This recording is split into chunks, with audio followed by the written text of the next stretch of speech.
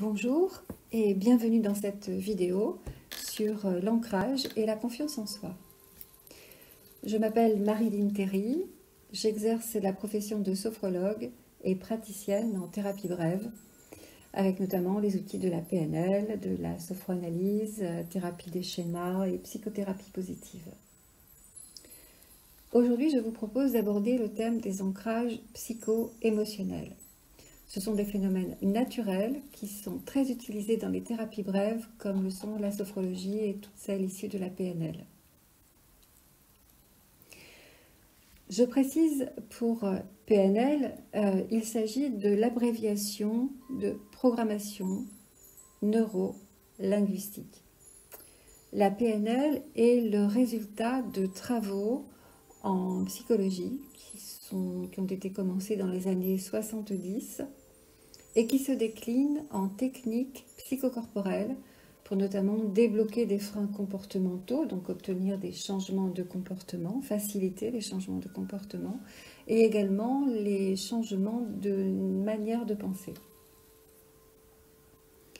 Pour l'ancrage, ce qui nous intéresse ici, c'est l'enregistrement dans la mémoire de l'état intérieur dans lequel on se trouve par rapport à ce que l'on est en train de vivre. C'est à la fois ce que l'on ressent physiquement et émotionnellement, et aussi notre état d'esprit, notre état de vigilance, notre niveau de conscience, etc. Toutes ces informations nous parviennent par l'intermédiaire de nos 5 sens. La vue, l'ouïe, l'odorat, le goût, les sensations physiques. Donc, tout ce qui constitue une expérience vécue est répertorié dans la mémoire par le biais d'un ou plusieurs de nos 5 sens. Et dès qu'une situation nouvelle apparaît, notre cerveau va tout naturellement la comparer avec les informations qu'il a mémorisées dans ce qu'on peut appeler sa base de données. En matière d'apprentissage, pour notre cerveau, ce stockage représente un gain de temps et d'énergie non négligeable, d'autant que l'apprentissage, c'est finalement ce que nous faisons à chaque instant tout au long de notre vie. Alors, pour illustrer ce phénomène, je vous propose de prendre l'exemple de ce que vous êtes en train de faire en ce moment.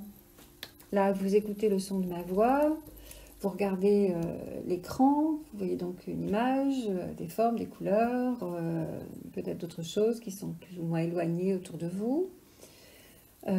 Peut-être aussi vous percevez des parfums, la température de la pièce, et si vous vous concentrez un peu plus, vous pouvez même capter les sensations liées à votre posture et tout un tas d'autres choses.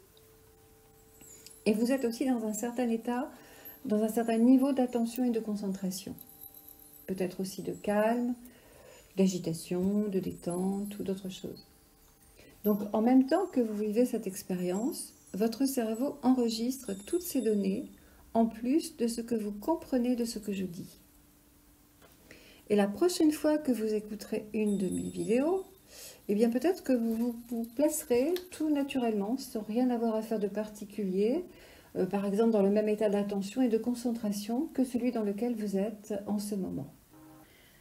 C'est cette association entre un état interne et un déclencheur de cet état qu'on appelle un ancrage. Dans l'exemple que je viens de prendre, l'état interne, c'est l'attention et la concentration, et le déclencheur est le son de la voix. Parmi les plus célèbres ancrages, il y a celui de la Madeleine de Proust, que vous connaissez peut-être.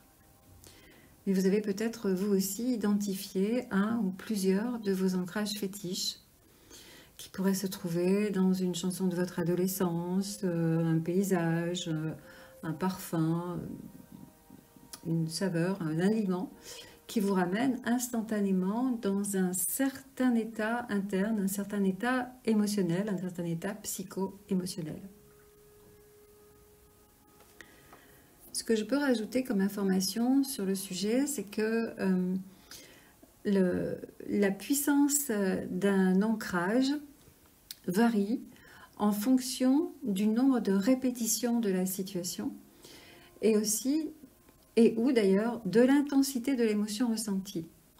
Ce qui signifie qu'on peut très bien être amené à avoir vécu une situation une seule fois, mais dans un état émotionnel tellement important, tellement intense, que l'ancrage qui a été créé est un ancrage très puissant, très intense.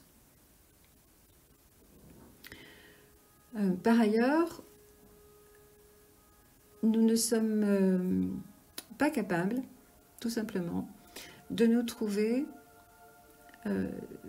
dans un état interne positif et en même temps dans un état interne négatif ou même neutre. Soit nous sommes dans un état interne positif, soit nous sommes dans un état interne négatif, jamais les deux en même temps. Et ici, positif ou négatif ne signifie pas bon ou mauvais, mais tout simplement avantageux ou désavantageux par rapport à la situation. Prenons maintenant, pour illustrer tout cela, l'exemple d'une situation particulièrement stressante. Imaginons qu'un jour, alors que vous commenciez à traverser la rue pour vous rendre dans la boulangerie en face acheter votre sandwich, il est tard, vous mourrez de faim, et brutalement, une voiture jaune surgit à toute vitesse, vous oblige à revenir sur le trottoir dans un état de confusion, d'agitation, de stress. Et puis, finalement, vous reprenez vos états d'esprit, vous prenez le fil de votre vie, vous continuez, vous faites ce que vous avez à faire, et puis vous oubliez l'événement. Et puis, quelques semaines, quelques mois, ou même quelques années plus tard, un jour, en traversant un parking pour rejoindre votre véhicule, vous rentrez chez vous, alors qu'il est tard et que vous êtes mort de faim, eh bien, vous vous trouvez subitement mal à l'aise, quasiment au bord de la panique, et vous ne comprenez pas ce qui vous arrive. Parce que concrètement, il ne s'est rien passé là maintenant, ni avant, qui puisse expliquer la situation dans laquelle vous vous trouvez.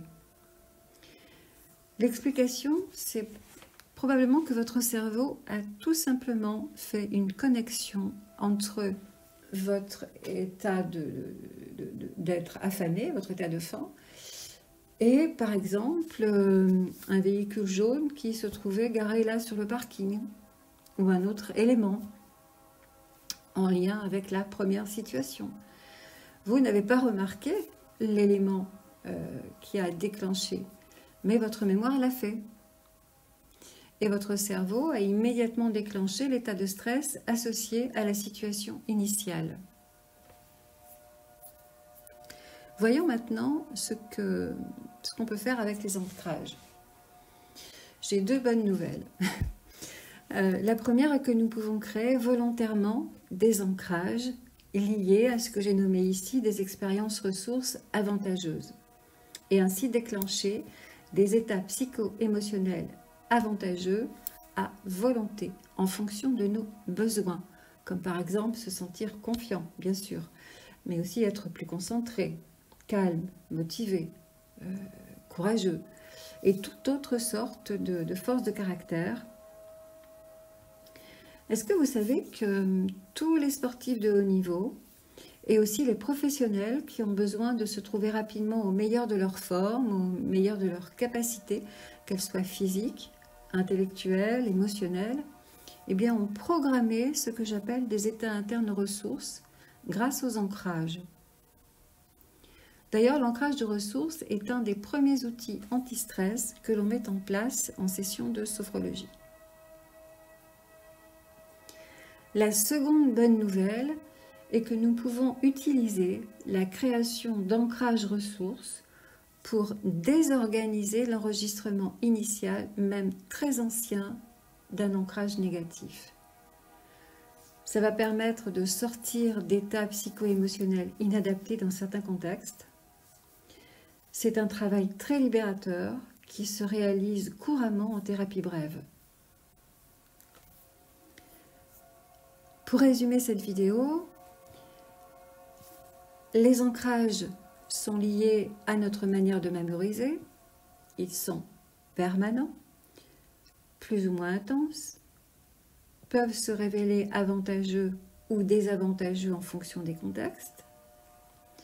Nous pouvons créer volontairement des ancrages positifs pour nous faciliter la vie, Et la thérapie brève permet, entre autres choses, d'affaiblir ou de neutraliser des ancrages désavantageux. Voilà, j'espère que cette vidéo vous a apporté des éléments intéressants. Je vous souhaite de vous créer et de créer aux autres de merveilleux ancrages positifs. Je vous remercie de votre écoute, de votre intérêt pour mon travail. Je vous souhaite une bonne journée. À bientôt.